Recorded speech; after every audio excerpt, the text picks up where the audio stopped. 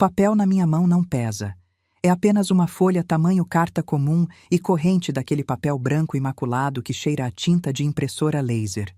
O tipo que usam nesses escritórios com ar-condicionado zumbindo suavemente. Mas caramba, sinto como se estivesse carregando uma lápide de granito. Levanto o olhar para meu único filho, Marcos, 28 anos. Seu terno se ajusta ao corpo dele, magro mas tonificado. Um corpo que nunca conheceu a sensação de carregar um rolo de tecido de 40 quilos nas costas. Está sentado com as pernas cruzadas e a ponta do sapato de couro brilhante se move de cima para baixo no ritmo de uma paciência fingida. Silva, você vai mesmo apagar o Silva da sua vida, Marcos? Minha voz sai rouca, densa como o som de uma máquina de costura velha sem óleo. Sinto a garganta amarga. Marcos solta um suspiro, um desses suspiros cheios de tédio reservados para uma velha senil. Leva a mão ao pulso para ajustar as abotoaduras de ouro. O presente que dei no dia em que se formou no mestrado. Mãe, por favor, não faça drama. A voz dele sai fria, sem uma única onda de emoção. Silva soa a linha de costura, soa a confecção, a suor, a pobre. Soa a uma mulher que costura roupas baratas para sobreviver. Soa a uma mulher que limpa o nariz na manga da blusa. Ele para, inclinando a cabeça para me olhar como se estivesse analisando uma planta arquitetônica defeituosa. Já Montenegro, Marcos Montenegro.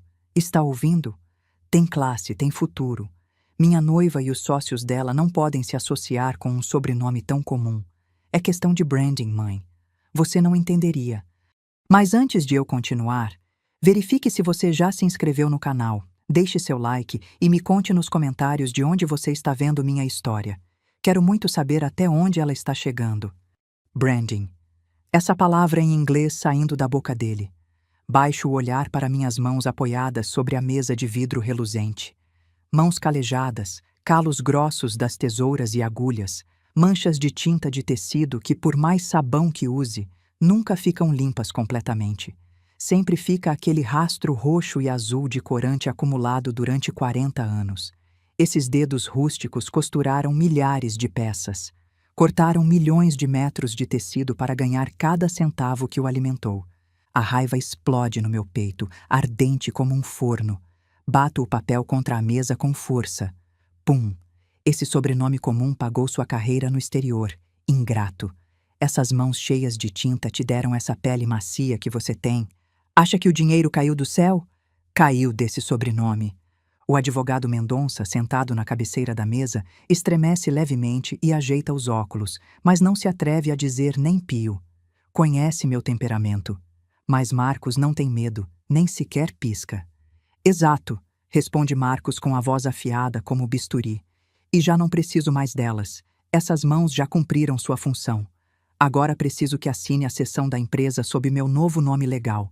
Esqueça de ver seus futuros netos. Não quero que carreguem seu estigma. Fico gelada. Estigma. Ele chama meu sangue. O do meu pai. O dos meus antepassados. Uma mancha.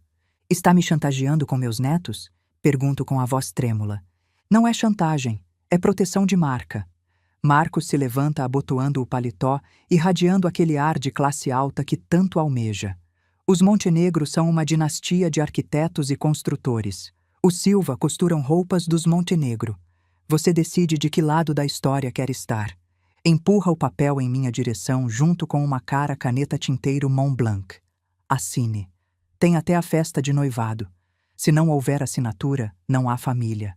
Dá meia volta e vai embora. Seu perfume caro invade meu nariz, sufocando o cheiro inerte do papel e da tinta.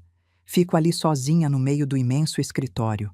O filho que mais amo acaba de me matar, não com uma bala, mas com um processo de mudança de nome. Ou seja, não quer só meu dinheiro, quer apagar minha existência. Saio do arranha-céu de escritórios e o sol escaldante de São Paulo me bate no rosto como um balde de água fervendo. Mas que estranho, sinto frio, um frio gelado que percorre minha espinha dorsal e penetra em cada osso do meu velho corpo. As pessoas dizem que a maior dor é perder um ente querido. Estão erradas.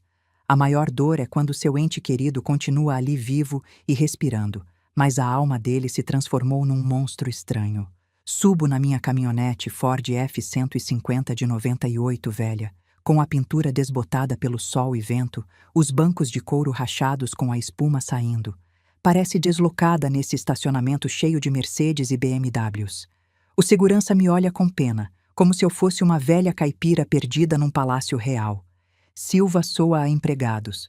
A frase de Marcos se repete na minha cabeça como uma fita presa. Me olho no espelho retrovisor. Meu rosto está sulcado por rugas profundas, marcas do sol e do trabalho duro. Minha pele está curtida e escura, meus olhos fundos e cansados. Terei me enganado? Não, caramba. Trabalhei de sol a sol. Comecei como ajudante varrendo o ateliê, aguentando broncas da patroa, com os dedos sangrando de tanto furar com a agulha. Pulei o almoço durante 5 anos para economizar e abrir minha primeira confecção. Quando meu marido Luiz morreu num acidente de trânsito e Marcos tinha apenas 6 meses, eu costurava vestidos com meu filho pendurado nas costas. Lembro das noites em que o menino tinha febre alta. Sentava ao lado da cama dele com as mãos ainda sujas de tinta de tecido, com medo de tocá-lo e manchar sua pele clara. Jurei ao espírito de Luiz: o menino nunca terá que se sentar numa máquina de costura como eu. Será o patrão, será limpo. E olha que agora ele é limpo. Tão limpo que quer lavar e apagar essa mãe suja. Então para você estou morta, murmuro repetindo a pergunta de há pouco. Socialmente sim. Não se ofenda, são só negócios. As lágrimas me brotam quentes, rolando pelas minhas bochechas cheias de rugas. Bato no volante com força. A dor do golpe me ajuda a despertar um pouco. Dirijo para fora do centro luxuoso, indo em direção à zona industrial nos arredores. Lá tem poeira, barulho, caos, mas esse é meu lugar. A cidade passa pela janela. Os frios arranha-céus de vidro e aço dão lugar a fileiras de galpões industriais com telhados de zinco, lojinhas de bairro e gente trabalhadora suando a camisa. Sinto que me parto em dois. Uma metade quer correr abraçar meu filho, me ajoelhar e suplicar que não deixe o sobrenome, que não me deixe. A outra metade está acendendo uma chama escura, a fúria de uma fera ferida. Meu celular vibra. Mensagem do banco. Notificação da transferência mensal para as despesas de Marcos. 50 mil reais. Continuo mandando religiosamente, embora já tenha se formado e trabalhe há 3 anos. Quero que viva confortável. São só negócios, disse ele. Olho a tela do celular, meu polegar tremendo sobre o botão de cancelar transferência recorrente. Mas me detenho. Não, ainda não. Se cortar o dinheiro agora, vai fazer um escândalo dizendo que sou uma velha mesquinha e avarenta. Terá a desculpa perfeita para se fazer de vítima diante da noiva e da família dela. Preciso de outro plano, um plano digno desse insulto. Piso no acelerador e a caminhonete sai disparada, deixando para trás uma nuvem de fumaça preta, igual à minha alma neste momento, escura e sufocada. A placa de neon piscando aparece diante dos meus olhos. Confecções Silva. Especialistas em moda sob medida. A letra S se fundiu na semana passada, mas não mandei trocar. Agora que vejo, me parece uma ironia. Talvez tenha sido um presságio. Entro com a caminhonete no pátio. O cheiro a tinta de tecido, a produto químico de tingimento e ao zumbido constante das máquinas de costura industriais invade meu nariz assim que abro a porta. Para outros é fedor. Para mim é cheiro de pão de cada dia, cheiro de honestidade. Patroa, já chegou. O grito ressoa do mezanino da área de corte. José, o mestre cortador que está comigo há 10 anos, está limpando as mãos num trapo velho e manchado de tinta. Corre até mim com um sorriso radiante que deixa ver seus dentes branquíssimos, contrastando com o rosto manchado de corante azul. Como foi com o Marcos, dona Carmen? Já convenceu ele a largar essas bobagens de arquiteto e vir aprender o negócio de verdade? Pergunta José com voz entusiasmada. Sempre chama Marcos de o Marcos, com um carinho genuíno, embora Marcos nunca tenha se dignado a cumprimentar José além do indispensável. Olho para José. Tem mais ou menos a idade de Marcos, talvez um pouco mais novo. Veste seu avental cheio de retalhos com Silva bordado em linha vermelha sobre o peito. O nome que meu filho jogou no lixo, esse estranho o carrega no peito com orgulho. Bem, foi bem, José. Minto com a voz quebrada. Não tenho coragem de contar aos meus funcionários que meu filho despreza esse lugar. José, que é muito esperto, nota imediatamente que algo está errado. Seu sorriso se apaga, me olha nos olhos e depois baixa o olhar para minhas mãos trêmulas. Patroa, tudo bem? A senhora está pálida. Quer que eu traga uma coca bem gelada ou uma cachaçinha? Estou bem, José. É só que às vezes o dinheiro não compra lealdade, mas compra muita estupidez. José assente, pensativo, entendendo embora não saiba dos detalhes. Deus abençoe, patroa. A senhora sabe que aqui é sua família, o que precisar. Aqui estamos eu e os rapazes. Família. Essa palavra volta a me furar o coração. Esses costureiros que comem da marmita, bebem água da torneira e trabalham 12 horas por dia para me enriquecer, me consideram família. E meu filho do meu próprio sangue, que come cortes finos e bebe vinho francês, me vê como uma sócia comercial obsoleta. Caminho ao longo do imenso galpão industrial. O som das máquinas de costura faz tec-tec-tec rangendo no ar. Música sertaneja de Chitãozinho e Chororó sai de uma caixa de som velha no canto. Mas eu continuo sendo rei. Eu sou a rainha aqui, rainha desse reino de retalhos e tintura. Paro diante de uma bancada onde estão cortando tecido para um grande pedido. Miguel, um cortador jovem, está medindo e marcando o molde sobre metros e metros de tecido estendido. Ao ver meus sapatos, levanta a cabeça. Dona Carmen, já separamos o lote completo. Era defeito na tingidora, tal como a senhora disse. A senhora tem olho de bruxa, chefe. Forço um sorriso e dou um tapinha no ombro dele. Minha mão deixa uma marca de poeira de tecido na camisa dele, mas ele nem se importa. Fica firme esperando instruções. Bom trabalho, filho. Terminem para amanhã. O cliente precisa da entrega. Sim, patroa. As ordens. Entro no meu escritório particular. Fica no mezanino com uma janela que dá para toda a confecção. É um escritório simples, apenas uma escrivaninha velha de carvalho, um arquivo cheio de papéis de impostos e as paredes forradas de diplomas e reconhecimentos de empresa modelo. E fotos, muitas fotos. Foto de Marcos com 1 mês de nascido. Marcos aprendendo a andar. Marcos se formando no colegial. Marcos recebendo o diploma de arquiteto nos Estados Unidos. Em todas as fotos apareço ao lado dele, sorrindo de orelha a orelha, abraçando-o com orgulho. E ele, agora que vejo bem, percebo o quanto é forçado o sorriso dele. Seu olhar sempre evita a câmera ou olha ao longe como querendo escapar da moldura onde apareço. Me deixo cair na poltrona de couro, sentindo o silêncio relativo da sala com isolamento acústico. Abro a gaveta de baixo e tiro a garrafa de cachaça reserva da família que estava guardando para o casamento de Marcos. Sirvo um copo cheio, sem limão, sem sal, só a pancada ardente subindo direto para o cérebro. Marcos quer que eu assine a transferência, quer que apague Confecções Silva para transformar em capital para sua imobiliária Montenegro Group. Quer vender o terreno da confecção, jogar na rua gente como José para construir apartamentos de luxo para os ricos. Acha que sou uma velha que só sabe obedecer ao filho. Bebo a cachaça de um gole. O sabor amargo se mistura com o salgado das lágrimas que não sequei. Montenegro. Sussurro o nome provando-o na língua. Tem gosto insosso. O telefone fixo toca. É minha secretária particular. Dona Carmen, tem uma ligação do escritório do Dr. Mendonça. Pergunta se quer revisar o arquivo do fideicomisso de 1997. Congelo. O arquivo de 1997. O ano em que fundei a empresa. O ano em que Luiz morreu. O ano em que redigi os primeiros estatutos com toda a inocência e esperança de uma mãe jovem viúva. Traga para cá imediatamente. Talvez, só talvez, o passado não seja tão inútil quanto Marcos acha. Ao cair da noite, a confecção já está quase vazia. Só resta o velho vigia na porta. Continuo no meu escritório com a luz tênue do abajur iluminando o arquivo amarelado sobre a escrivaninha. O cheiro de papel velho me transporta 27 anos atrás. Naquela época eu não era Dona Carmen, a rainha da confecção. Era só Carmen, uma costureira pobre como um rato com as mãos sempre manchadas de tinta. Luiz, meu marido, era o homem mais bonito do bairro.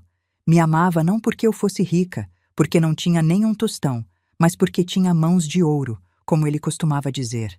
Carmen, Você consegue costurar tudo, me sussurrava enquanto enfaixava os cortes nos meus dedos, cheios de furos de agulha. Mas me prometa que nosso filho não vai sofrer assim. Prometi. Uma promessa fatal.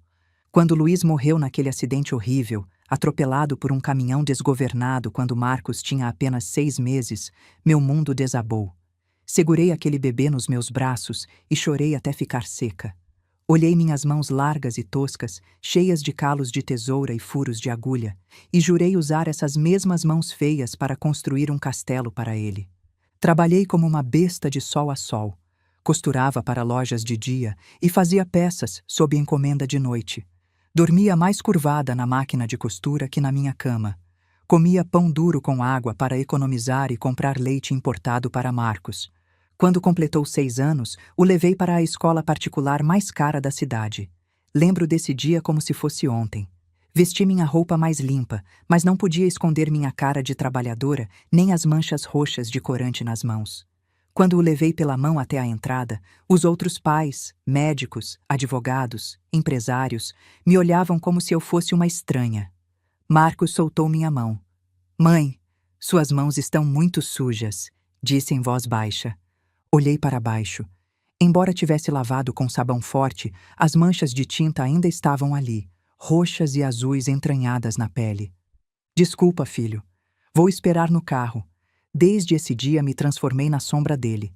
Paguei aulas de piano, de inglês, de francês, acampamentos de verão na Europa. Criei um mundo perfeito ao redor dele, isolando-o do cheiro de tinta e tecido da confecção. Achei que isso era amor. Me enganei. Que estúpida fui. Não criei um filho, criei um parasita. O mandei para escolas de ricos para que aprendesse a desprezar a própria origem. Cada real que ganhei com suor e lágrimas se transformou num tijolo a mais no muro que nos separava. Suas visitas à casa ficaram escassas. As refeições juntos eram desconfortáveis. Nunca me perguntava: Mãe, cansou hoje no trabalho? Só perguntava: Mãe, já depositou? Passo as páginas do arquivo do fideicomisso. O advogado Mendonça, embora seja um velho raposo, em seus tempos também foi meu companheiro de bebedeira. Ele redigiu esses estatutos com muito cuidado. Artigo 1. O fideicomisso se constitui para proteger e manter a prosperidade da linhagem Silva. Artigo 2. O beneficiário deve ser descendente direto. Passo a vista pelo texto legal seco e então meus olhos param numa letra pequena quase no final. Uma cláusula que quase tinha esquecido, acrescentada de última hora por conselho do meu pai, o avô de Marcos, um homem da antiga e muito rigoroso. Cláusula 4. Cláusula de identidade. Para garantir a sucessão e o respeito ao legado familiar, o administrador e beneficiário único do fideicomisso deve portar o sobrenome Silva de maneira legal. A renúncia voluntária, mudança ou rejeição desse sobrenome se considerará como uma renúncia tácita aos direitos de herança. Meu coração bate forte. Renúncia tácita. Leio a linha uma e outra vez. Um sorriso amargo se desenha nos meus lábios. Acontece que Deus vê tudo mesmo. Ou talvez meu pai viu o futuro. Marcos quer mudar o nome para ser classe alta. Quer ser Montenegro. Tudo bem, vou dar o gosto a ele. Será Montenegro. E um Montenegro não tem direito de tocar nenhum centavo do Silva. Pego o telefone e ligo para Mendonça. São 11 da noite, mas sei que esse velho não dorme. Carmen, aconteceu alguma coisa? Doutor, vá preparando os papéis. Quero ativar a cláusula de sangue e quero fazer bem discretamente. Tem certeza, Carmen? Isso vai destruí-lo. Não haverá volta. Olho a foto de Marcos sorrindo forçadamente na parede. Meu olhar esfria igual ao dele essa tarde. Ele já me destruiu, doutor. Ele matou Silva. Eu só vou enterrar Montenegro. Faça. Desligo. A escuridão na sala parece engrossar, mas já não me sinto sozinha. Sinto uma emoção cruel correndo pelas minhas veias. 2 dias depois decido dar a Marcos uma última oportunidade. Talvez tenha sido a consciência de mãe, ou talvez quisesse ver com meus próprios olhos quão podre estava a árvore que plantei. Dirijo até a cobertura de Marcos. Fica no andar 40 da torre mais luxuosa dos Jardins, a zona mais rica de São Paulo. Comprei esse apartamento ano passado. Vale $2 milhões, no nome da empresa para economizar impostos. Um truque que Marcos insistiu em fazer. O elevador privativo me leva direto à sala. As portas se abrem e me bate o luxo excessivo. Pisos de mármore branco, lustres de cristal e pinturas abstratas que não entendo, mas que custam o que ganho num ano. Marcos não está. Só está Vanessa, a noiva dele. Vanessa é uma moça bonita, ninguém nega. Loira, corpo de modelo, filha de uma família de linhagem em decadência.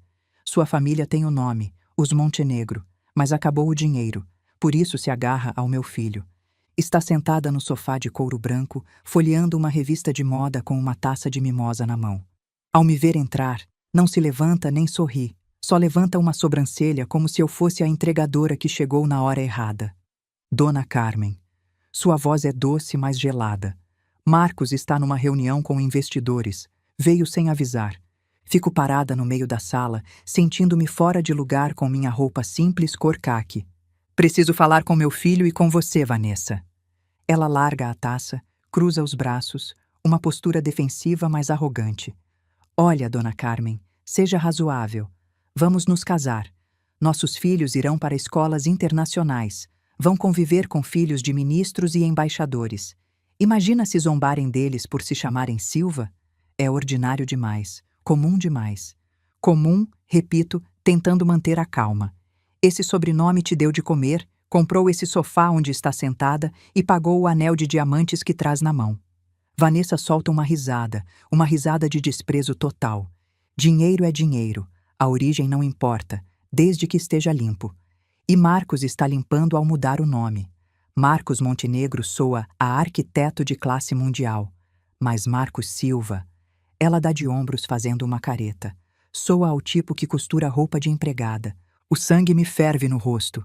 Está me insultando na própria casa que meu dinheiro comprou. Você está obrigando ele a negar a mãe. Vanessa se levanta e se aproxima de mim. É alta e com os saltos me olha direto nos olhos. Eu não obrigo ninguém. Marcos quer fazer isso. Ele deseja escapar da sua sombra cheia de manchas de tinta mais do que eu. Sabe o que ele faz cada vez que a senhora vem de visita? Assim que vai embora, Marcos chama um serviço de limpeza para desinfetar o apartamento. Diz que seu cheiro de tecido velho lhe dá náuseas. Pum! Isso foi como um tiro direto no coração. Marcos nunca tinha me dito isso, mas vendo o olhar triunfante de Vanessa, sei que não mente. Ou se mente, a verdade é igualmente cruel. Meu filho tem nojo de mim. Ah, é? Digo. E minha voz fica estranhamente tranquila. A dor se transformou em algo frio e duro como aço. Então peço desculpas por contaminar o ar de vocês. Melhor assinar logo, acrescenta Vanessa, me dando as costas para ir ao bar. Faça pela felicidade do seu filho. Já está velha, Dona Carmen. A senhora é o passado. Nos deixe ser o futuro. Olho suas costas esbeltas. Olho esse apartamento luxuoso, mas sem alma. Você tem razão, Vanessa.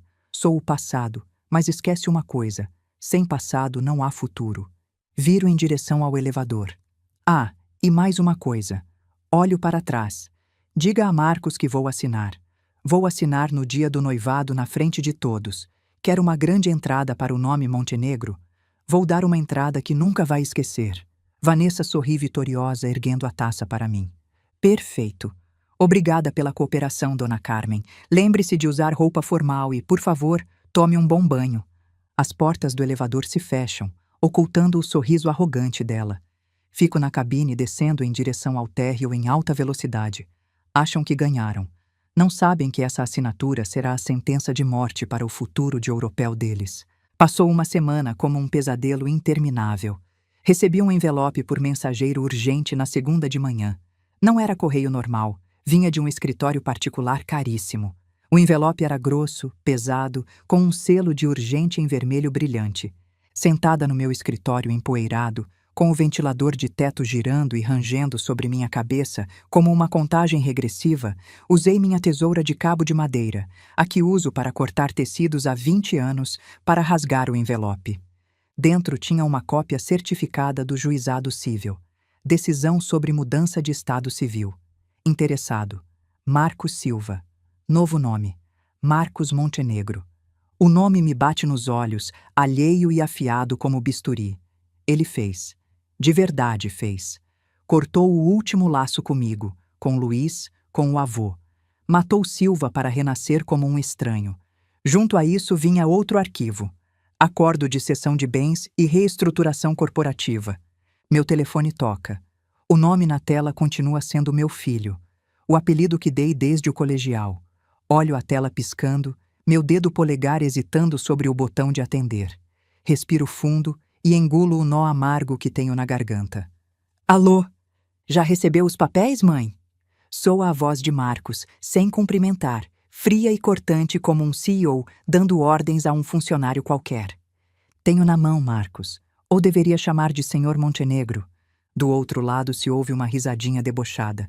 Me chame como quiser, desde que assine. Vanessa e eu já compramos passagens para a Europa na próxima semana. Queremos deixar isso arrumado antes de ir. Sabe, para começar do zero, limpos.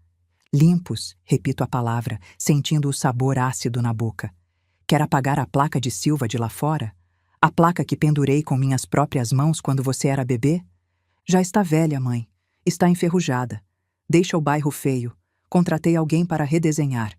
Será Montenegro Fashion Group. Soa muito mais elegante, não?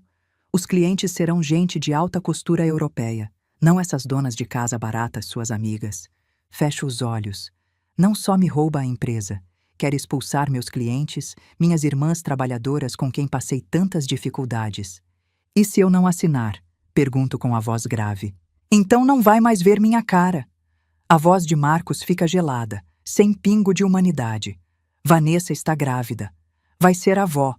O coração dá uma cambalhota. Meu neto. Mas ele continua impiedoso como um carrasco. Se não assinar, essa criança vai nascer em Madrid. Vai crescer sem saber quem é a avó.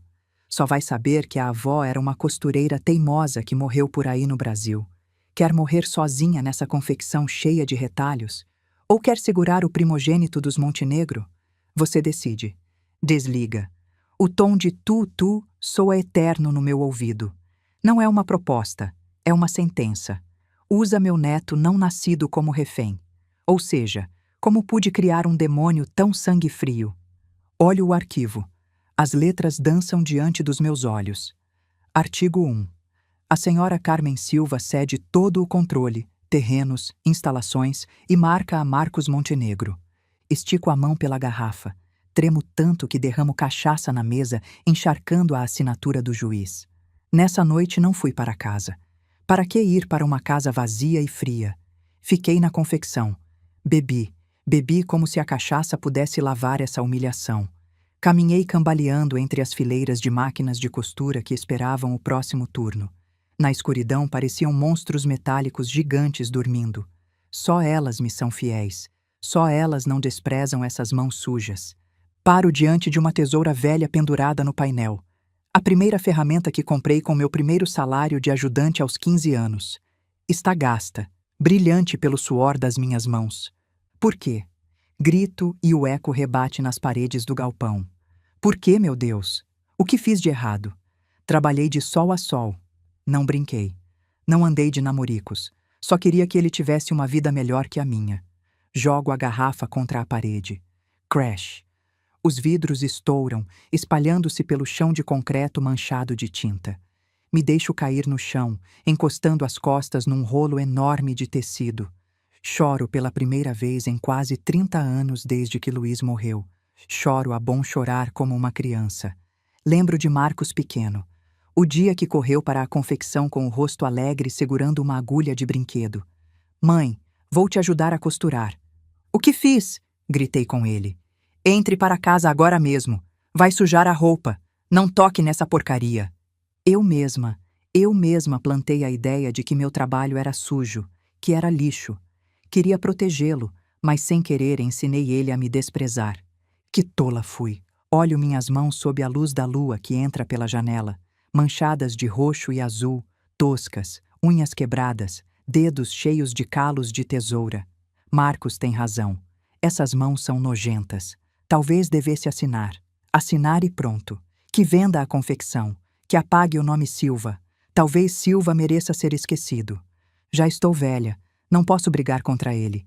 Ele tem educação, advogados, futuro. Eu só tenho tinta de tecido e passado. Tiro a caneta do bolso da camisa. Ponho o papel de sessão sobre meu colo. A luz do celular ilumina a linha. Cedente. Carmen Silva. Coloco a caneta sobre o papel. Só uma assinatura e poderei ver meu neto.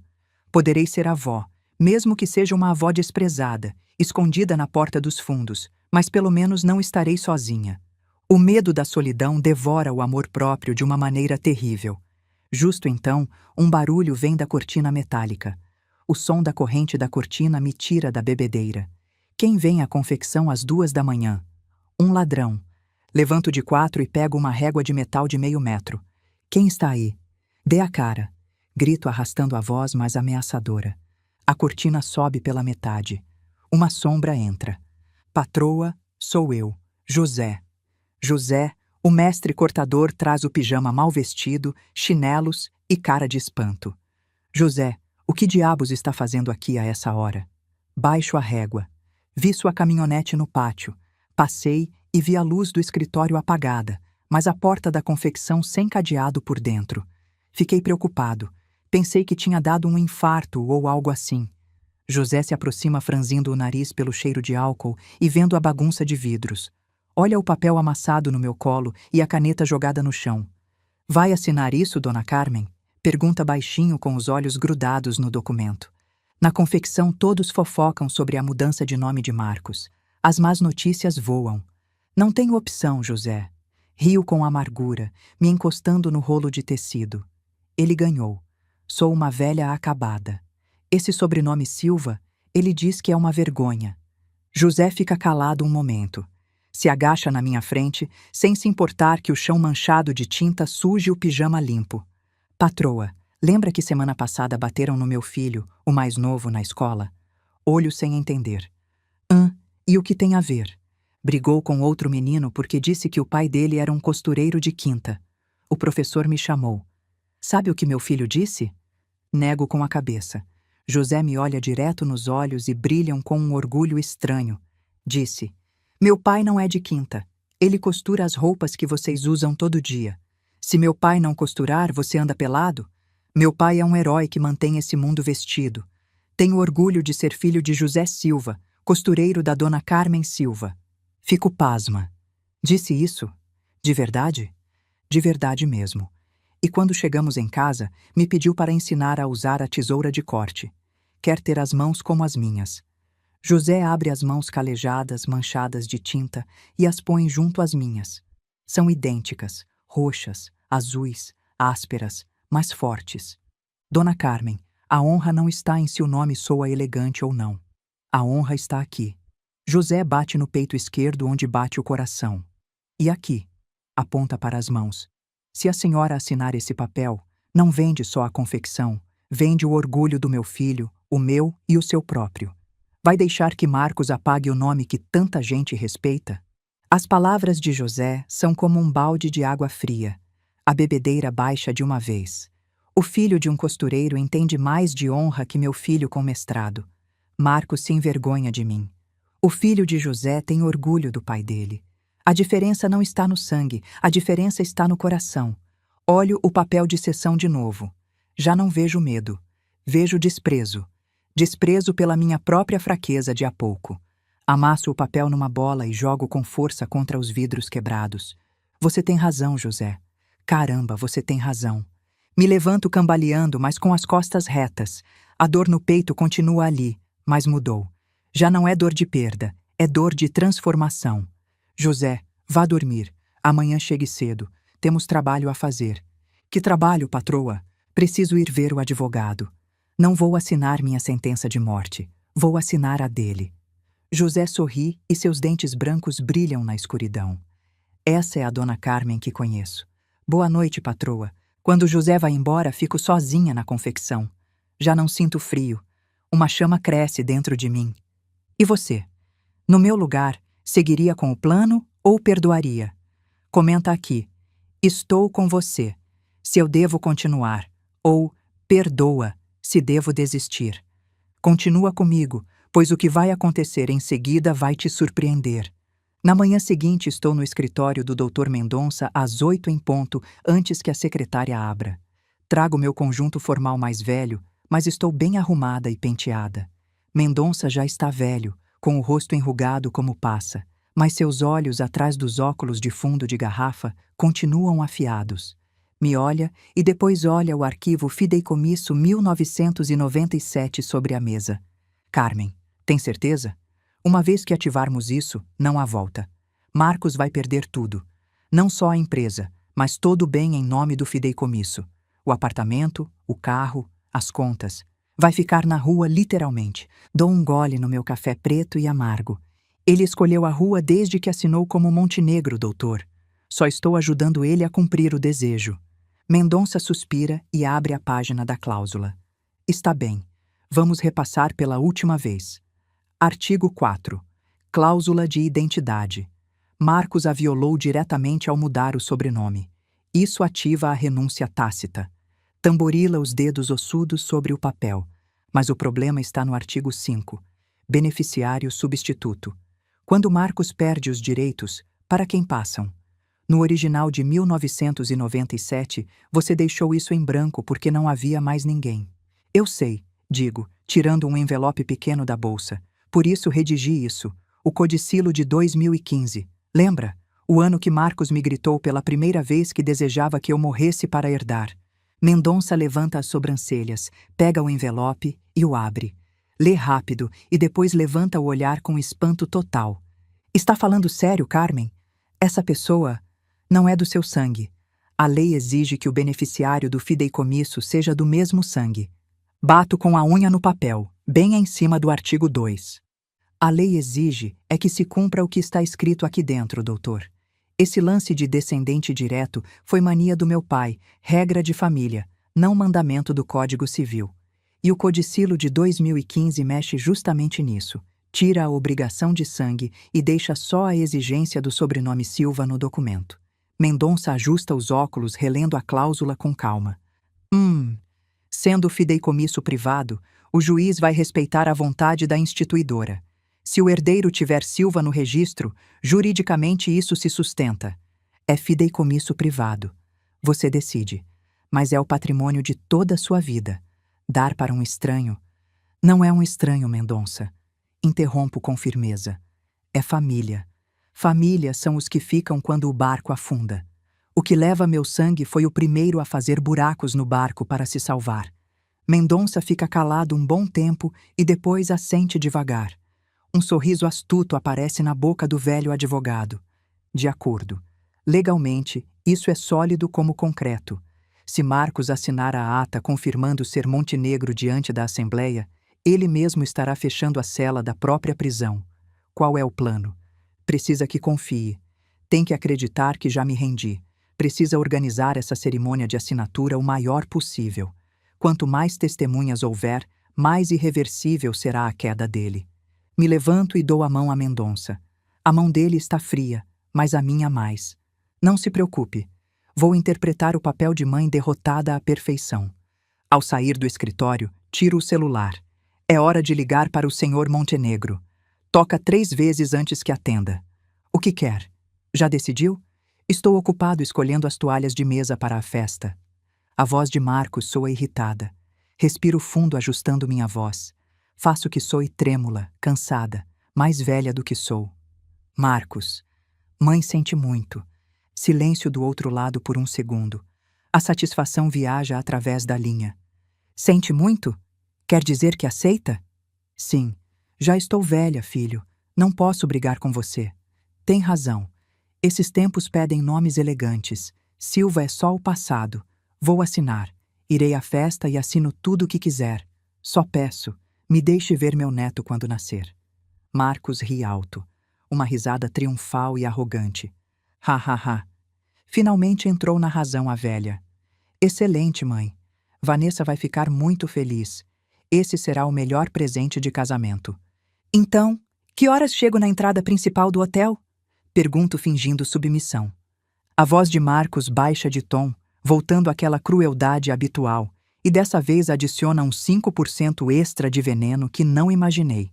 Ah, sobre isso, mãe, olha, os convidados são puro VIP, embaixadores, banqueiros. Chegar naquela caminhonete velha e surrada na entrada principal ia ficar muito mal, Muito cafona. O pessoal do valet nem sabe dirigir essas carroças. Então, o que faço? Entre pelos fundos pela porta de serviço. Tem um elevador de carga que leva direto à sala de espera. Aí espera até eu chamar. Sai ao palco, assina e depois, bom, pode ir embora mais cedo para descansar. Pela porta de trás mesmo. Elevador de carga e depois some. Me trata pior que um cachorro de guarda. E mais uma coisa, acrescenta, como querendo cravar outro prego no caixão. Mãe, por favor, coloque as mãos de molho no cloro ou faça alguma coisa. Não vá trazer as unhas manchadas de tinta quando pegar a caneta. E se perfume bastante. Não quero que o cheiro de tecido grude no vestido da Vanessa. É nojento. Aperto o telefone com tanta força que sinto que vou quebrar a tela. O sangue me ferve, mas minha voz sai macia, resignada. Tudo bem, filho. Vou me lavar bem. Entro pelos fundos. Não vou envergonhar você. Certo, nos vemos sábado. Não chegue atrasada. Desliga. Fico parada na rua cheia de gente baixando o telefone. Um sorriso frio se desenha no meu rosto. Não de alegria, mas o sorriso de uma caçadora que vê a presa pisar na armadilha. Quer que entre pelos fundos? Certo, entrarei pelos fundos. Quer que esteja limpa? Certo, me limparei. Vou limpá-lo da minha vida. Marcos desligou sorrindo, sonhando com seus arranha-céus Montenegro, mas não sabe que essa ligação foi o momento em que assinou a própria ordem de execução. Acabou de convidar o carrasco para a festa e acabou de dar instruções detalhadas de como entrar para colocar a faca no pescoço o mais rápido possível. Sábado, 7 da noite. Hotel Grand Royal São Paulo. Estaciono minha caminhonete F-150 no beco dos fundos, junto aos contêineres de lixo da cozinha do hotel, tal como me indicou o Sr. Montenegro. O cheiro de comida estragada e lixiviados se mistura com o aroma do perfume barato que acabei de passar. Um segurança jovem me detém na entrada de serviço. Ei, senhora, essa área é para pessoal de serviço. Fornecedores pela outra porta. Ajusto a gola do meu conjunto, que já tem a borda desfiada, e levanto a cabeça. Não vim entregar nada. Sou a mãe do noivo. O segurança me varre com o olhar de pés à cabeça. Olha meus sapatos de couro velhos, que, embora tenha dado brilho, continuam mostrando as rachaduras. Olha minhas mãos largas e toscas, manchadas de roxo. Depois solta uma risadinha não mal intencionada, mas cheia de pena. A mãe do Sr. Montenegro? Por favor, se ele disse que a mãe dele é uma investidora que está na Europa. Bom, entre, tia do interior. Use o elevador de carga número 3, que o gerente não te veja. Entro no elevador de carga. O chão está pegajoso de gordura de comida e tem marcas de rodas de carrinhos. Que ironia! Esse elevador sujo me faz sentir mais confortável que o saguão de mármore lá fora. Pelo menos aqui a sujeira é honesta. O elevador se abre no terceiro andar. Me chega o som de música clássica suave e o tilintar de taças. Saio e me escondo num canto escuro atrás de uma cortina de veludo vermelho gigante. O salão é impressionantemente luxuoso. Lustres de cristal pendem como lágrimas gigantes. Flores frescas inundam os corredores. Cavalheiros de smoking preto e damas em vestidos de noite brilhantes seguram taças de champanhe rindo e conversando sobre trivialidades. E ali está no centro brilhando como um deus, terno cor marfim, cabelo engomado para trás. Está brindando com um homem gordo. Acho que é o presidente da Associação de Arquitetos. Vanessa está ao lado dele, radiante e afiada como uma faca banhada em ouro. Respiro fundo e saio do esconderijo. Marcos me vê. O sorriso no rosto dele apaga na hora, substituído por um senho franzido de alerta total. Se desculpa com os convidados e puxa Vanessa rapidamente até mim, me interceptando perto da zona onde os garçons deixam os pratos sujos. Chegou na hora, diz entre os dentes, olhando para todos os lados para ver se alguém nos vê. Mas o que está fazendo aqui parada? Disse para esperar na sala de espera. Estava fechada. Minto. Queria estar aqui para ver você se apresentar. Marcos exala com fastio, fazendo uma careta de nojo ao se aproximar de mim. Fareja. Com o que se lavou? Esse perfume, meu Deus, cheira a salão de bairro. Se afaste um pouco da Vanessa. Ela tem náuseas pela gravidez. Vanessa cobre o nariz com um lenço, me olhando como se eu fosse uma barata que acabou de sair do armário. Dona Carmen, por favor, Não toque em nada, especialmente na comida. Olha suas unhas, embora as tenha cortado, ainda estão manchadas de roxo. Vai tirar o apetite dos convidados. Olho minhas mãos. As deixei de molho em cloro por 30 minutos ontem até a pele ficar vermelha e arder. Mas a tinta de tecido que entrou na carne durante 40 anos não sai com cloro. Pode deixar, digo com voz rouca. Não estou com fome, só vim assinar. Certo. Marcos me arruma o colarinho do pescoço. Um gesto que parece carinhoso de longe, mas que na verdade é para me empurrar para trás. Fique quieta nesse canto. Não fale com ninguém. Não ria alto. Quando o mestre de cerimônias chamar a fundadora predecessora, sobe direto ao palco, assina onde eu apontar e desce pela saída de emergência à direita. Meu motorista vai levá-la para casa. Entendido?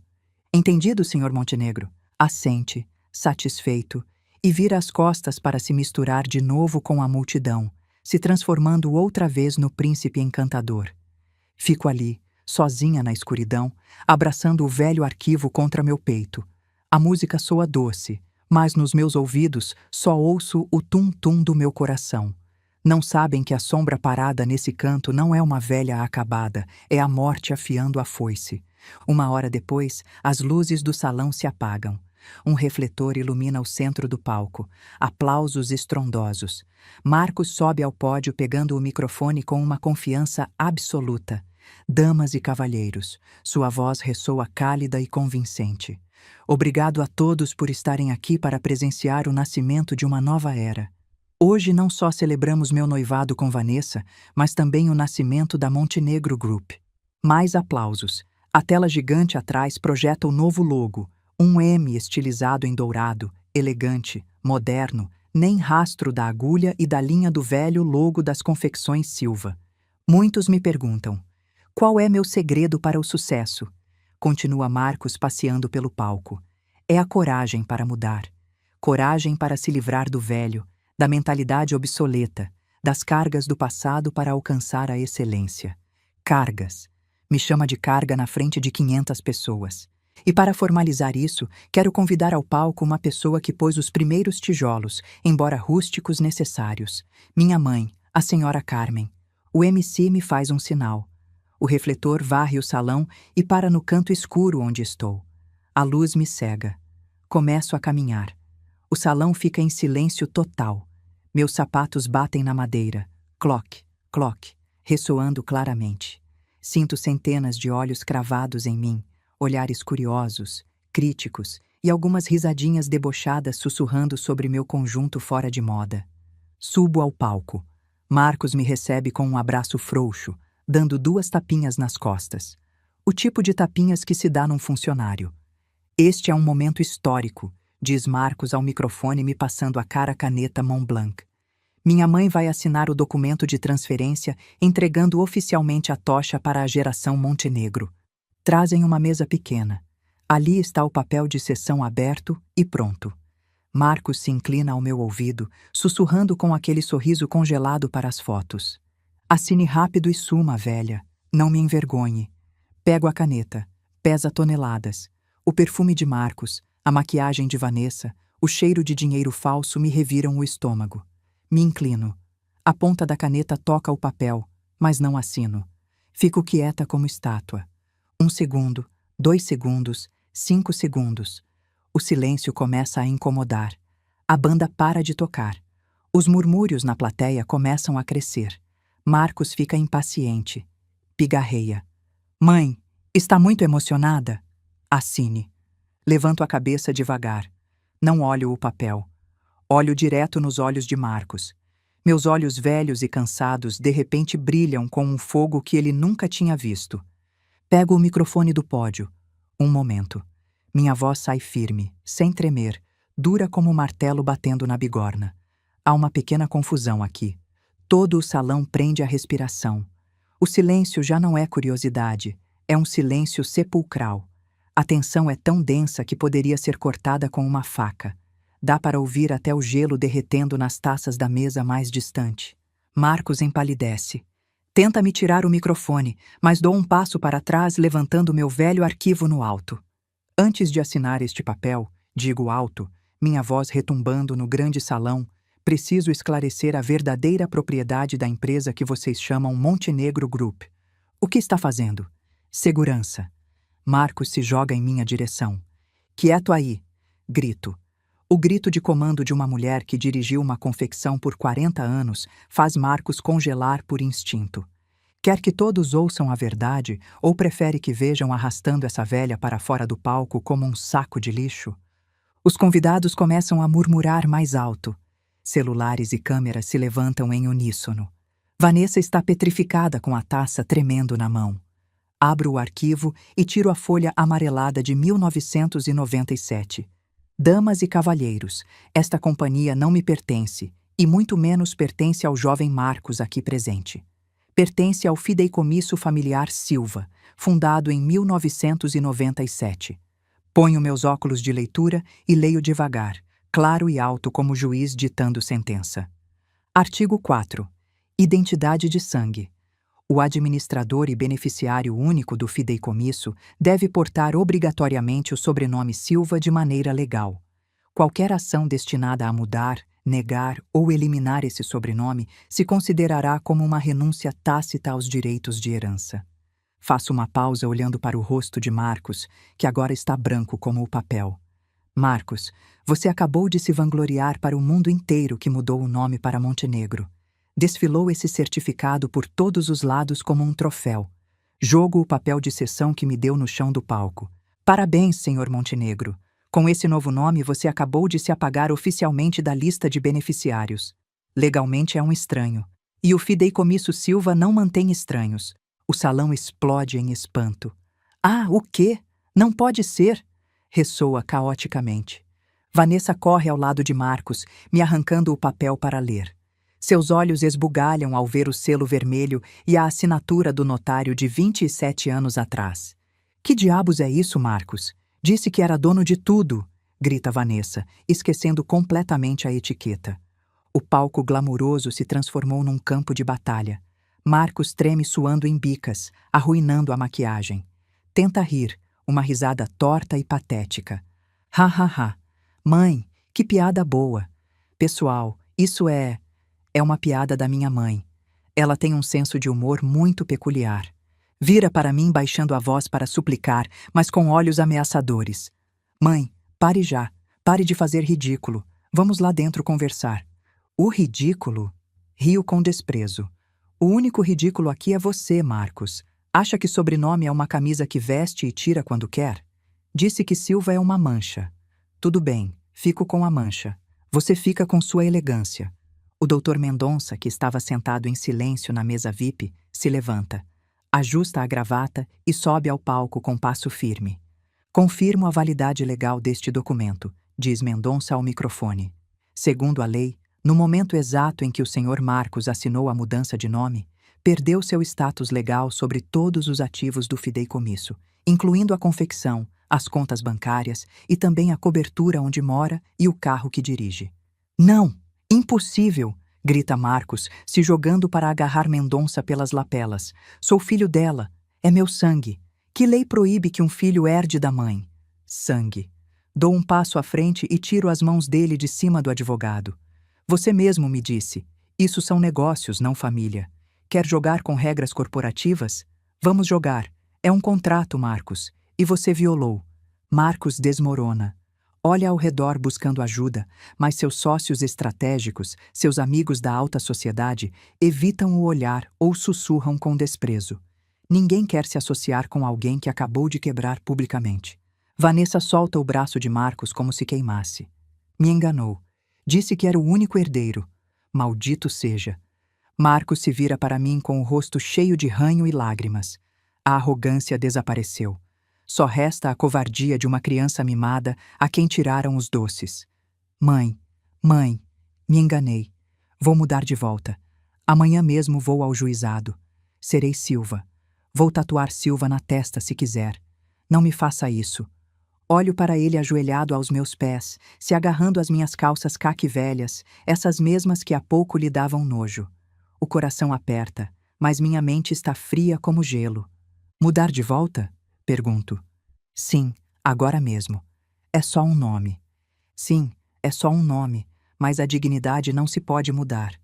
Nego com a cabeça e tiro outro papel do envelope, o que mostrei a Mendonça outro dia. Tarde demais, Marcos. O artigo 5 do fideicomisso é muito claro. No caso de o herdeiro principal renunciar ou violar a cláusula de identidade, os direitos de herança passarão imediatamente e irrevogavelmente ao beneficiário substituto. Marcos levanta o olhar com os olhos arregalados de terror. Beneficiário substituto? Quem? Não tem mais ninguém. Papai morreu. Não tem ninguém. Vanessa grita. Tem um filho bastardo, velha desgraçada. Sorrio. Um sorriso de alívio. Não tenho filhos espalhados, mas tenho um filho de verdade. Um que nunca me pediu para entrar pela porta dos fundos. Um que nunca me pediu para clarear as mãos. Olho para o fundo do salão, perto da entrada. Acenda a luz. Ordeno. O refletor aponta para lá. Ali, escondido timidamente atrás da porta, há um homem com um terno barato alugado às pressas que fica um pouco apertado no corpo robusto dele. Tem um copo de água na mão e cara de susto. José Silva, chamo alto. Suba aqui. Todo o salão se vira. José, o costureiro. José caminha trêmulo, passando entre as filas de gente rica que torce o nariz diante da aparência humilde dele. Sobe ao palco, fica ao meu lado com a cabeça baixa retorcendo as mãos calejadas. Marcos se levanta de um pulo vermelho de raiva e humilhação. Esse cara, está louca? É um... Nem terminou o colegial. É o empregado que lava meu carro. Cale a boca! Dou um tapa em Marcos. Plaft, seco e sonoro. Um tapa carregado com 28 anos de decepção. O salão ofega de novo. Esse homem. Abraço José pelos ombros, obrigando-o a ficar ereto. Ficou ao meu lado quando adoeci enquanto você estava em Dubai. Ficou acordado a noite toda costurando para entregar no prazo enquanto você jogava dinheiro no cassino. Ensina o filho a ter orgulho de ser costureiro enquanto você ensina o seu a desprezar a avó. Me viro para Mendonça. Leia. Mendonça lê com voz potente. Segundo o Codicilo de 2015, todos os ativos, a marca e a operação das confecções Silva, incluindo as subsidiárias imobiliárias, se transferem incondicionalmente ao senhor José Silva. José abre a boca. Patroa, o que está dizendo? Eu não posso. Aceite, filho. Empurro o arquivo para as mãos dele. Minhas mãos calejadas tocam as dele. Uma transferência geracional, não de sangue, mas de suor. Você merece mais que ninguém. Mantenha vivo o sobrenome Silva. Não deixe morrer. Marcos grita como animal ferido e tenta arrancar o arquivo, mas 2 seguranças enormes aparecem e o seguram pelos braços. Me soltem. Sou Montenegro. Sou dono desse hotel. Ah, não sou? Balbucia, percebendo que não é ninguém. Olho para ele pela última vez. Já não há raiva, só uma pena profunda. Exato. Você é Montenegro. E sinto muito, senhor Montenegro, mas essa festa é paga pelo fideicomisso Silva e o fideicomisso acabou de decidir suspender o financiamento imediatamente. Me dirijo à multidão atônita. Acabou a festa. Quem quiser jantar, que pague a conta. José está no palco segurando o arquivo grosso com mãos trêmulas. Olha a multidão embaixo, gente que há um momento o olhava com desprezo pelo terno barato, e agora o olham como se tivessem nascido asas nele. Patroa, dona Carmen. Gagueja José suando frio. Isso é grande demais. Eu só sei cortar e costurar. Como vou administrar uma empresa? Ponho minha mão no ombro dele, sentindo a solidez de um homem de trabalho. Por isso escolhi você, José. Você sabe consertar o que está quebrado. Aquele, aponto com o queixo para Marcos, que se debate com os guardas, só sabe jogar fora o velho para perseguir fantasias. Marcos esperneia e grita roxo de vergonha. Sua verdadeira natureza, esse classismo e preconceito que tentava esconder sob uma fachada intelectual, vem à tona sem filtro. Está louca, velha? Dá o patrimônio para... Olha para ele! Nem sabe usar os talheres. Vai transformar a empresa num chiqueiro. Cale a boca! Grita Vanessa. Não para me defender, mas porque percebe que o barco afunda rápido demais. Me aproximo de Marcos. Olho fundo nos olhos dele, procurando algum rastro daquela criança pequena, mas só vejo ódio e ganância. Marcos, você o despreza? Esse homem ficou cuidando da confecção a noite toda quando o temporal destruiu metade do bairro, enquanto você estava de festa em Búzios. Esse homem me carregou nas costas até o pronto-socorro quando tive o infarto ano passado, enquanto você disse que estava numa reunião. Não leva meu sangue, mas leva meu coração. Me viro para a gente e declaro: a partir deste momento, José Silva é o diretor-geral. Qualquer decisão sobre ativos, pessoal e dívidas será tomada por ele. José respira fundo, me olha, depois olha as mãos calejadas. O olhar dele muda, do medo passa para a determinação. Entende que isso não é um presente, é uma responsabilidade. Tem que proteger a honra dos costureiros. José dá um passo à frente e olha direto para Marcos. Jovem Marcos, diz José com voz tranquila e estável. Posso não ter diploma, mas pelo menos nunca mudei o sobrenome da minha mãe para conseguir uma entrada. Essa frase dói mais que meu tapa. A gente solta um Alguns começam a aplaudir. Primeiro uns poucos, depois mais forte. Não aplaudem porque gostam de José, mas porque gostam do drama e odeiam a falsidade de Marcos. Mas a obra não terminou. Faço um sinal para Mendonça. É hora do golpe econômico final. Mendonça tira outro documento e ajusta os óculos. Senhor Montenegro, enfatiza o sobrenome novo com sarcasmo. Dado que já não é beneficiário do fideicomisso, somos obrigados a executar as cláusulas de recuperação de ativos corporativos. Marcos pisca. Recuperação de quê? O apartamento é meu. O carro é meu. Falso, responde Mendonça friamente. No papel, a cobertura na Torre Sofia é propriedade da Silva Imóveis. O Porsche Cayenne que dirige é propriedade da Silva Transportes. Você só tinha direito de uso como membro da família. Agora que é um estranho, está fazendo uso indevido de ativos. Vanessa fica pálida como cera. Agarra Marcos pelo braço, cravando as unhas. Marcos, me diga que está mentindo. O apartamento está no seu nome. Eu... Marcos gagueja. Ele assinou para que a empresa fosse dona e assim fugir de imposto de herança. Uma armadilha de espertinho que agora virou a corda no pescoço dele. Mendonça olha o relógio. Apresentamos uma ordem de despejo urgente ao juizado hoje de manhã, logo após confirmar sua mudança de nome. A ordem foi aprovada há 10 minutos. Tem 24 horas para esvaziar o apartamento. 24 horas? Estão loucos? Para onde vamos? Isso não é assunto da empresa. Mendonça dá de ombros. Ah, e o Porsche que está no valet. Nossos guardas já puseram trava e recuperaram a chave reserva. Não! Não é o carro do casamento! Grita Marcos, tentando descer do palco, mas as pernas falham e cai de joelhos. Me aproximo e olho para baixo para meu filho totalmente destruído. Imagina, filho. Sussurro, suave, mas letal. Queria ser sofisticado. Agora é um sofisticado mendigo. Tem um nome bonito, uma etiqueta bonita, mas nem um real no bolso. Viro para Vanessa, que está parada como estátua de sal.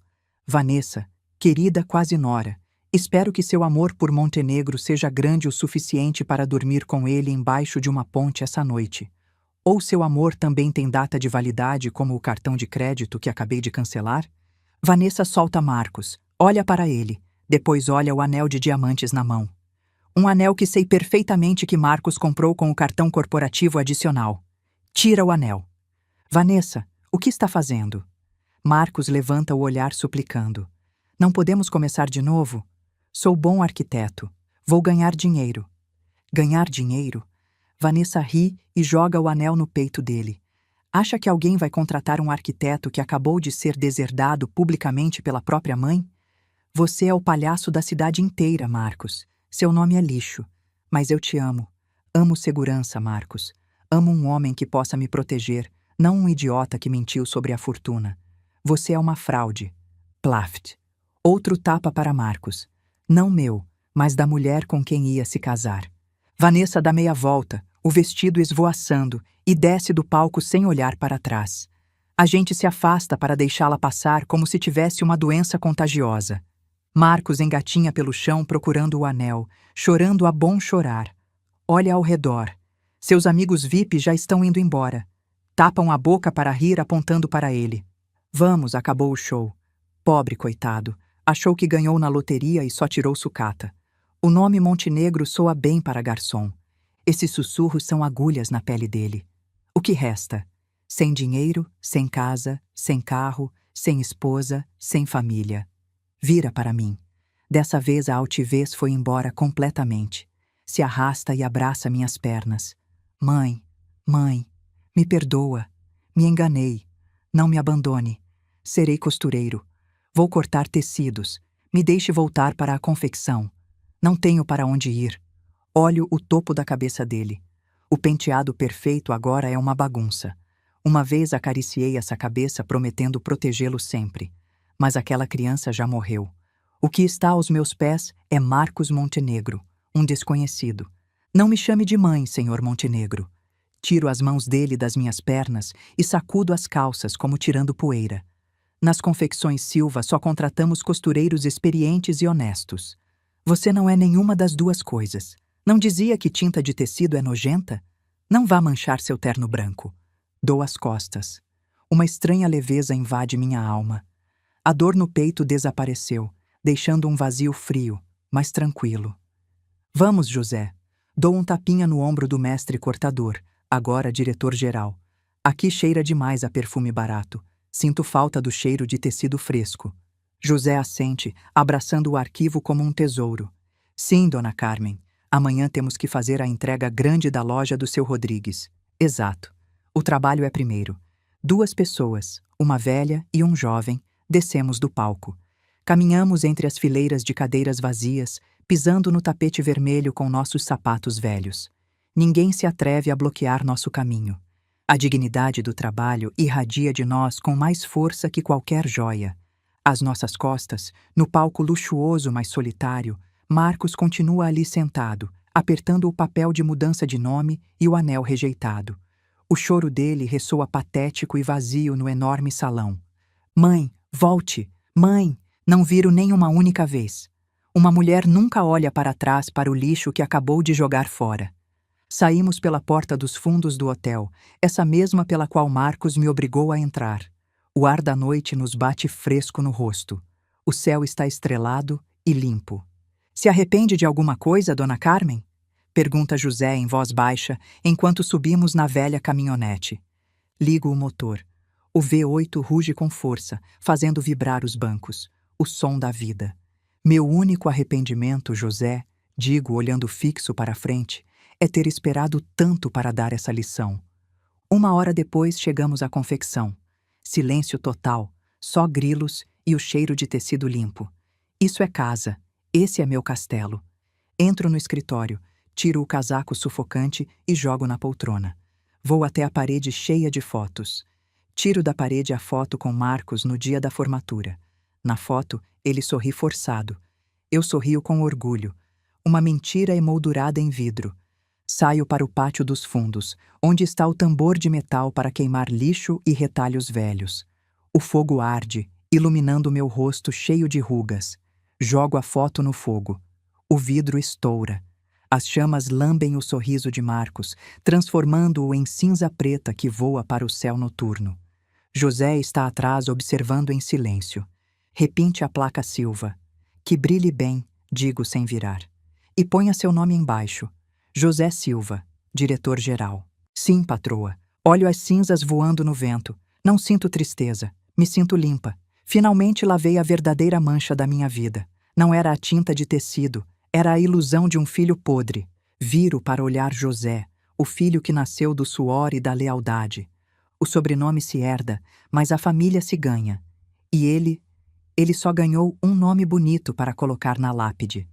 Se você chegou até aqui, muito obrigada por assistir até o final.